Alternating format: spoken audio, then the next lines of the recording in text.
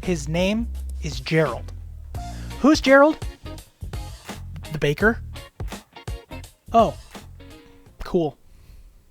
Your players did not need to know the name of the baker unless they're going to see him again. Today we're talking about naming, not just having fewer names, but better names, because names carry world building, tone, and identity. If you hand them out like candy, they're going to lose power, but if you treat them like runes, every one of them can carry weight. I'm Jaden, and I'm currently running a campaign where one of the main themes is literally names, and even I'm growing sick of them. I used to prep fantasy phone books, like 10 pages of merchants, guards, and bartenders. Players didn't really remember the names. However, they did remember the tags: the scarred guard, the cheerful innkeep, the priest with no hands. That's when it clicked for me. Names don't make characters memorable. Meaning does.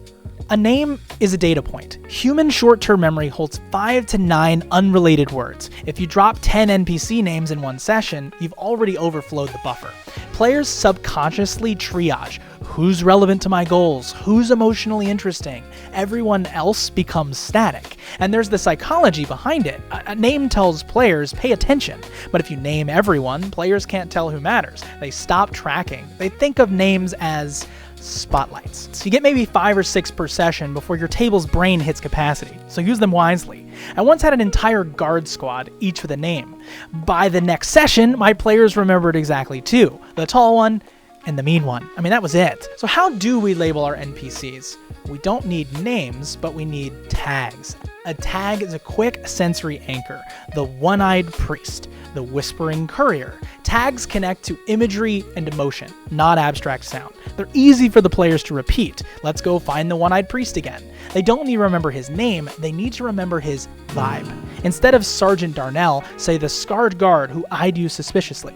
Instead of Matilda the innkeeper, say the cheerful innkeep who knows everyone's secrets. Those stick because they're connected to the character, not to trivia. And here's the secret: tags are expandable, but more like level-upable.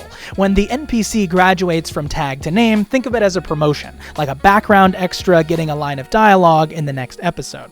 I try to keep a 1-column tag log for my games. I write down who they are, like giving them a role, then a tag, and then just because I can't help myself, I give them a potential name so we can promote them later, if needed. That's how I track my world without drowning in syllables. When a background NPC finally earns a name, it's going to feel like character development. Players think, we unlocked them. That's narrative psychology. Recognition equals reward. My players keep returning to this nameless blacksmith in my game. After a few sessions, I said, he wipes his hands and says, I'm Corvin.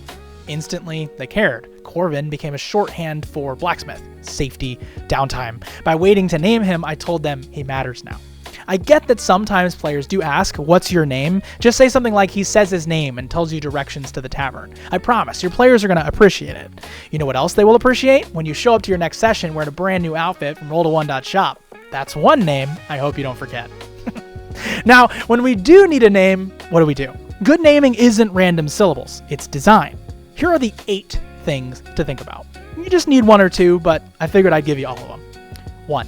Distinct initials. Avoid letter collisions inside a party, faction, or town. If your NPC roster is Auric, Ulrich, Arlen, and Arnold, players are going to confuse them. Let's stagger initials: A, B, C, D. I mean, even Tolkien knew this. Frodo, Sam, Merry, Pippin, Aragorn, Legolas. Distinct phonetic anchors help memory stick. 2. Phonetic personality.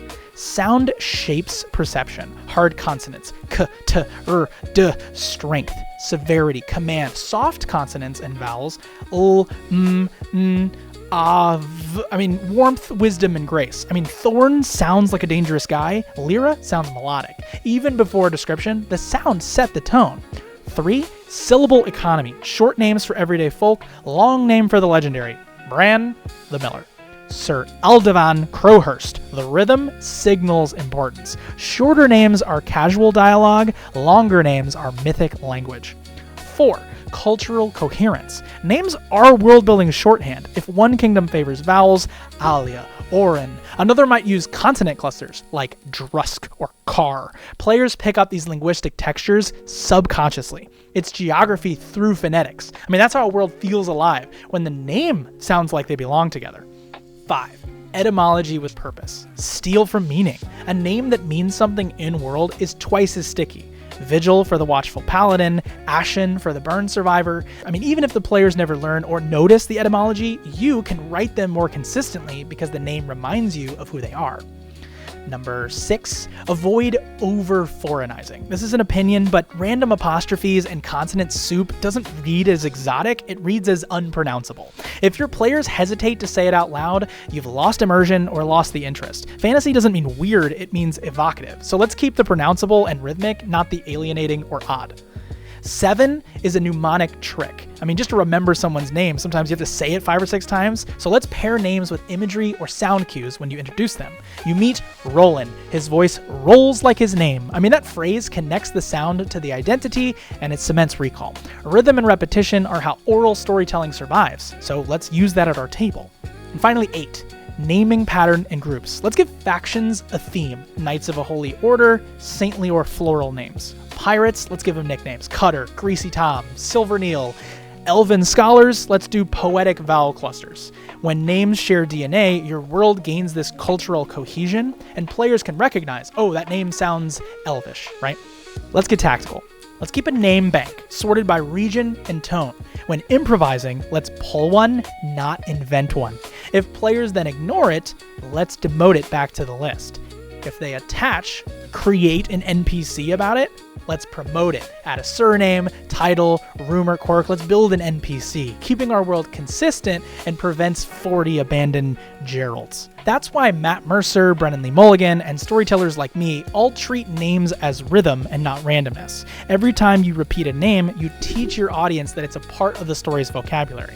I will say I sometimes intentionally give some characters the same name sounds to create arbitrary confusion. I want some characters to get lost, but if you drown your characters in names, then your players can't form pattern recognition, so let's just add them as pieces to the puzzle. For clarity, if we repeat and reinforce a few names, they can build those emotional anchors.